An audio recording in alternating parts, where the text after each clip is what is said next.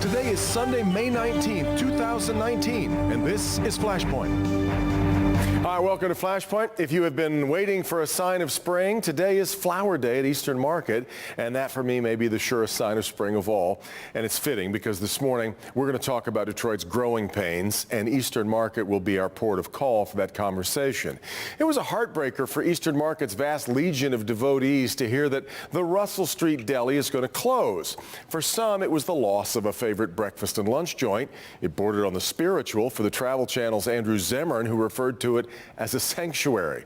For others, it was confirmation of the fears that surfaced when word broke that Sanford Nelson and his father Lyndon Nelson were buying up a lot of Eastern Market real estate. The fears seemed reasonable. Who buys anything with the intention of leaving it just as it is? That ratcheted up considerably when Russell Street owner Ben Hall took to social media to torch the Nelsons, adding, "It's hard enough to make a sandwich without some guy's hand deep in your pocket." Nelson has tried to make his case that he's not interested in a Starbucks and a Pizza Hut and wants to preserve the market's singular identity. But it frames some very difficult questions that stretch all over Detroit just now. It is always a tricky dance, trying to marry progress with respect for where you've been and what got you there, trying to balance prosperity with inclusion, the future with the past. Dan Carmody heads the Eastern Market Corporation, and as he told me recently, everybody tells him they want two things: to just keep things like they are and to make it all better. Can you do both? We're going to take measure of those growing pains this morning, and we're going to start with Ben Hall of Russell Street Deli. He's up first today on Flashpoint.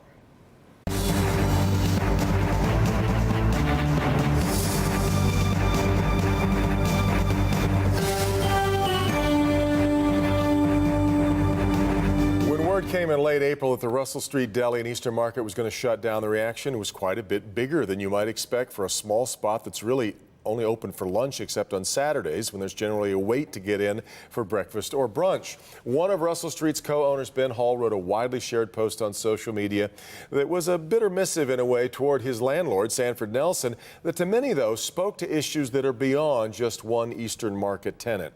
And Ben Hall is my guest this morning. Ben, thanks very much for coming in. Good morning. Busy day for you. In fact, you're not usually open on Sundays, but you are on Flower Day. It's true. A busy day. Yeah.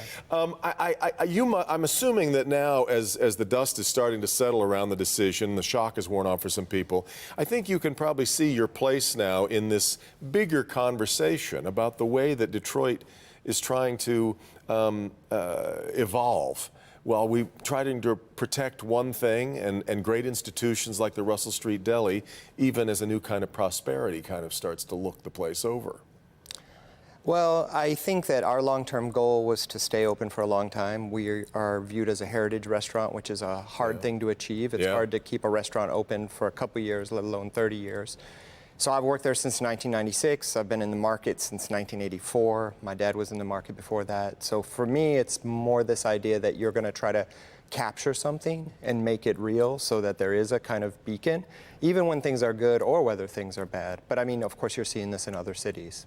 Do you really, is your sense as you leave that you were chased out by a greedy landlord, or is that just too much of a headline for it? It's a little more complicated than that. I think it's a bit more complicated. I think it was a poor negotiation. Having studied negotiation as my college major, I know a little bit about it and the modes of it. And I think that they probably expected us to pay for some upgrades of their building, which we couldn't do that. And we thought it was both unconscionable, but I also explained in the meeting that it was important for us to think about what we would be able to do day to day, being able to shell out that kind of money. $50,000 to I guess, basically replace the floor inside. Typically, that's supposed to be the good thing about having a landlord, is that the upkeep is up to them.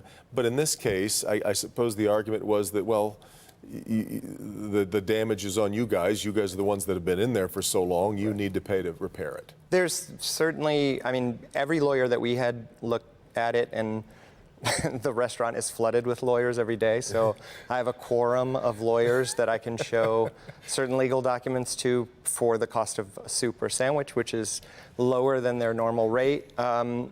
All the people that handled commercial said this is a commercial issue. Even if they had the building, they've only had the building for 8 months. Right. Even if that building was our responsibility, which it's not by all terms that we can see. We didn't do that damage in the last 8 months. We also didn't do that damage over the last 30 years. Every contractor that I've had in there over the last 20 years has called me and said, like, oh, I would be happy to come in here and say that floor was destroyed in 1989 or in 1990, and it's lucky that it has lasted this long. And I think that that's the key point that I was trying to illustrate in the Facebook post, is that we tried to maintain that place when there wasn't a lot of street side retail in Detroit. And there's no pushback towards that if we want to stay in business. We can't negotiate out of that. Well, I think that the Nelsons have, Sanford Nelson has tried to suggest that this was all negotiable, that this could have been worked out between you all, but that you had kind of made up your mind at a certain point to not. Did it feel work-outable to you, or is it just past the point of rescue, even today as we sit here? Definitely at this point. I mean, we've made other arrangements to work around, but I think when someone close in September 28th, I think when someone brings up litigation early in a negotiation, you don't really have a lot of recourse in terms of trying to make it solvable. I know in their first responses they said we had always approached this goodwill and we had hoped to work it out amicably. But that's just not accurate. Business is hard enough and dirty enough on its own without adding any elements that make it more complicated. I mean, it's a bit like dating, but it's also a relationship. And I think it's not just the deli. I think what the post showed, which was like 80,000 clicks and 3,000 shares. It's been shared all over the world. I think what that showed is that we are articulating something that a lot of people couldn't articulate about the position that we're in, but we're also not the only restaurant that's closed. In fact, describe for me exactly how you suppose you'll describe this, is what happened to you, what happened to Russell Street Deli. In a nutshell. I'm not very nostalgic, so I'm not the best person to say that. I mean, part of the reason that we wrote the post was actually to comment towards and comfort, I guess is probably the right word. A lot of the people who were responding really poorly and had lots of different questions, and so we were trying to answer all that questions. But I think the next stage is one that we'll be able to find a new restaurant somewhere. I think as I was telling you before, something that's really important to note is that if I had a little soup company and my soup company went somewhere else, we wouldn't be having this conversation. It would just be a business that moved. Sure, we'd see it as an institution the way we do. A lot of people feel, in fact, as many people as I have talked to me about the Russell Street, I can't imagine what it's been like for you every day to listen to people lament what's about to happen. But there was also a suggestion that, you've got a wholesale business that's doing very well, and that really this was kind of a convenient villain for you to say, well, this was because of the landlord. And it really, because as you just said, you're really not all that nostalgic about the place, it seems, that maybe it was just time to move on anyway. Is that anything to that? No, I'm an honest person. If it was time to move on, I would have moved on. I know that had come up several times in terms of commentary, and also people saying, oh, just pay the 50 grand. I mean, it's not our responsibility. B, we have a lease that's good till 2026. So we shouldn't have to renegotiate that lease. We shouldn't even have to spend the time to do that. But I think more to the point is that if I just had a soup company, not only would we not be having this conversation, but I wouldn't have a constituency to speak about what this is. Sure. And I think that this is the moment where I'm also articulating what a lot of other restaurants and businesses who've been pushed out are saying. What is your sense of the mood among everybody else right now in Eastern Market? In the market, I can't tell. I can only tell you that all of the people who've reached out to work with us, they have a positive mood about a lot of the other areas in Detroit that could use a restaurant like ours. Or maybe it's not even the same place. Maybe it's not eggs and bacon, but maybe it's barbecue or something else. Mm-hmm. There's so many places that need anchor businesses that aren't trying to, I would say, be extortionary and get more money than you can make. I mean, most restaurants that don't have booze make between 1% and 3% profit margin over the year. Yeah. So even if you make $1 million at the end of the year, you got $30,000 to split up. It's not a lot of money. Well, a Russell Street awning anywhere would, I imagine there's a good group of folks who will follow you wherever you go. I really appreciate you being here this morning and talking about it. Best luck to you and your employees. I want to also mention we did invite Sanford Nelson to be here this morning, and he declined our invitation. But we'll talk about, with our roundtable here in just a minute, this broader picture of trying to move forward while respecting the past and what's already here at the same time. This is Flashpoint on Local 4.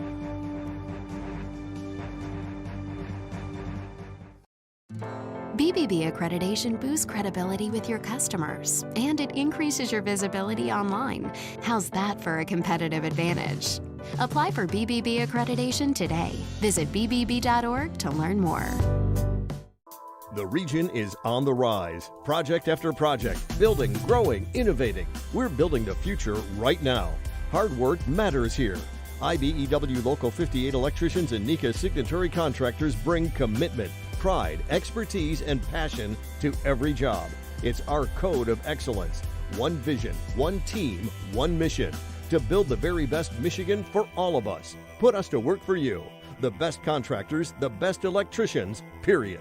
I'm Eric Frazee, General Manager of Tamaroff Motors. While being the first car dealer in Southfield, it's been incredible to be a cornerstone of the community that's been built here. Same building, same business, same ownership, same family, 50 years. T-minus 10, 9, 8. It's not rocket science, folks. If you want powerful cashback rebates on the best furniture with no tax, go to Gardner White now. This weekend, you get an extra $100 back for every $500 you spend, with no tax on everything. Right now, you can get up to $1,000 cash back, tax-free. There's no limit to how much you can save. 3, 2, 1. Add it up. It's not rocket science, it's simple math. Sunday and Monday, the proof is in the tax-free prices at Gardner White. Tonight at 11. She's the undisputed champ. Claressa Shields has fought her way to her 5th boxing title, and she calls Flint home. Now, hear her inspiring message for kids who idolize her. You are in control of your life. You are in control of your life. And her advice for the men who think she's probably not all that tough. Men just felt so intimidated that they just said, oh, a regular guy off the street can beat you. You better not ever try. Tonight on Local 4 News at 11. Welcome back. Let's stay with the way Detroit is growing and developing and at whose expense it might come. With our roundtable, good to have with us Chad Livengood here from Detroit, Crane's Detroit Business. Let me try to get all that in the right order. Dennis Archer Jr. from Ignition Media Group is back, and a downtown business owner, I will also point out. Portia Roberson is here, the CEO of Focus Hope, and Nolan Finley is the editorial page editor of the Detroit News. Gang, thanks very much for being here. Chad, let me start with you. You've been writing a lot about what's going on in downtown development right now, and we can start to stretch this conversation out a little bit from Eastern Market. But the worries around the way that this happens, nobody expects success to not be pretty expensive for those who've already been in place. But what are you hearing about the worries about the way Detroit's growing pains are starting to be felt? Well, people are starting to look at trying to understand how is this comeback affecting me? How is it spreading? Who is really getting impact on it? And along the way, we're seeing there's some victims to this. I mean, not all boats are rising, and some boats are just getting sunk, like what's going on at Russell Street Deli. And so this is sort of a natural progression, though. I mean, this has happened in other cities where you have a downtrodden area that's gotten revitalized, and new businesses and new clientele and new residents move in, and things and attitudes change. Dennis, people like to say, there are a lot of loaded words in this, like gentrification, but really what Chad is describing is, of course, when someplace starts to succeed, it gets more expensive to do business there. You can do things like the mayor has tried to do with keeping, say, 20% set aside for low-income, affordable housing, but some people say, look, grow up. This is what happens in a successful city. What are your thoughts? Well, I disagree with that statement, to grow up. I think that change is inevitable, but how one goes about instituting change, you can go down a couple of different paths. I mean, this is not expanding in the early times of the United States out west to barren land. There are 600,000 or 700,000 Detroiters that have been here through thick and thin. And so to think that people can come in and without thought or care for the heritage, tradition, the stick-to-itiveness for people who have been here for decades, to just come in and plop down dollars and displace people is not the right approach. Having said that, though, and you found yourself in your own kind of argument over this with the Paradise Valley business. Absolutely. And so what we looked at is what is the right approach to take for the people that are affected. And so, both there where we have said, hey, you can stay to the people that are paying on time. We're going to make improvements. We're going to honor your lease through the end of your lease. But at the end of that lease, we may have to renegotiate, but you're entitled to stay until your lease is up. But Devin, people talk about, we complain about the roads being damaged, right? We're going to fix the damn roads, but then we complain about the orange barrels. I mean, Dan Carmody mentioned in the segment prior, he talks about people wanting Eastern Market to stay the same, but they want it to be better. And so you can't do both easily. It takes a lot of, you know, address by address, storefront by storefront. It also, Portia, takes a fair amount of finesse to help control the message and the management of it. I mentioned Sanford Nelson didn't want to come on. We have invited Chris Ilitch to come on to talk about with District Detroit, which I'm going to get to with Nolan here in just a second. But some of these messages are not being maybe managed all that well. And that's, I think, a huge part of it. I think that in many ways, well, first off, I think we have to be more intentional about making sure that people who have been here and who've been doing business here know that they're still welcome here and that they have a place here, right? And I think that there was sort of this idea that there were new people coming in and we forgot that there were people here. I think I've said this before here, that, you know, there have been people here who were here because they wanted to be here, not because they couldn't go anyplace else, not because they couldn't do business anyplace else. They wanted to be in Detroit, and they have been successful, and they want to stay, right? So there's part of that. The other part is absolutely the messaging behind it. There is a way in which you approach the change that is going to happen, right? As the city progresses, there's going to be change, but there's a message in how you respond to that and how you get out what you are trying to do. And I think the idea is that, you know, certainly with the District Detroit program or neighborhood, it is the sense that we were told that we were getting one thing, we haven't gotten that, and it's sort of like, we'll get to telling you what we're gonna do next when we feel like it. And it's not really coming out there and saying, well, look, there have been some delays, but we're gonna still do what we told you we were gonna do in the beginning. Nolan, you have really been taking the Ilitches to task with a couple of columns lately about what isn't happening in your view, and yet they just received another unconscionable big pile of $74 million as part of the agreement because of what they have spent. So I guess the Ilitches would say, look, we were due that money because we have spent a lot of money there, and that these protestations are either, at the very least, premature. I think it's time to start talking about what the Ilitches have done for the city and start talking about what they're doing to the city. And what they're doing is breaking promises. We all went out there when they unveiled this grand plan for District Detroit, 5 distinct neighborhoods that would be transformational, connect downtown Detroit to Midtown, fill up all of this sort of area that had been blighted, and they're not doing that. What they're doing is breaking promises, and we keep rewarding them for that. I think that the mayor should be calling them out. I think the city should be looking at all of this property that they helped assemble. They sold them some of this property at $1 a lot.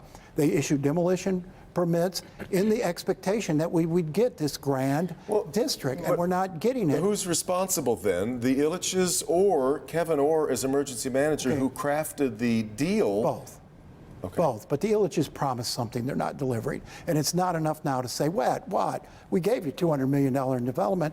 They did not build the district, and they're not building the district. And from the looks of those parking lots, which are producing revenue for Joe Louis Arena, but doing nothing LCA, I'm sorry, I'm behind the times, but doing nothing for the overall rebirth of downtown Detroit, I think they should be held accountable. Go ahead. I think we mentioned communication earlier, and I think in talking about Eastern Market, and I just think that, look, being someone who's involved in development, delays do happen. You know, construction costs has skyrocketed 30% in the past 18 months. There could be a rationale as to why they are behind in their development plans, but we should be able to hear about it from their mouths. Yeah, I mean, my only issue with them, I don't know all the facts. I don't know why apparently did lose their partner that was going to be a part of a lot of this neighborhood construction. But Chad, as I mentioned a couple weeks ago, this is really a problem with expectation management. Don't show me the steak that I don't eat. Yeah, and some of that losing partners is their own problem, according to reporting from my colleagues Bill Shea and Kirk Pino, that there are real estate developers and residential real estate developers that decided we don't want to work with the Ilitches. And and they have a little bit of a reputation for being difficult to work with for some people in town. But it's hard to get answers out of them. They've had an incomplete facade on their headquarters building right on Woodward Avenue with black board over the top window for a year, and can't get an answer out of them. There's people in there working. I mean, it's just kind of a strange thing. This is the pizza slice shaped glass. Right. It's really neat and unique, but no one can get an answer out of why this is taking so long or what's wrong. Is there some kind of design defect? I mean, these are kind of things that nobody at City Hall is actually policing this, as far as we can tell. Devin, they're property hoarders. They own hundreds of properties, hundreds of lots, buildings that they've had for decades that are not being developed. You look at every other developer. You look at Bedrock. Look at the Roxbury Group. They buy a building, they start working on the building, they put the building back in use. The Ilitches buy a piece of property, buy a building, and there it sits. And it sits there for decades.